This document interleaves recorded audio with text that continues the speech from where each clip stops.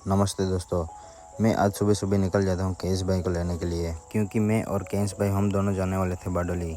हमने थोड़ा गाड़ी का काम ख़त्म किया और हम निकल जाते हैं घूमने के लिए। आज हम जाने वाले हैं वो बहुत ही सुंदर जगह है। उस जगह का नाम है आमली डैम।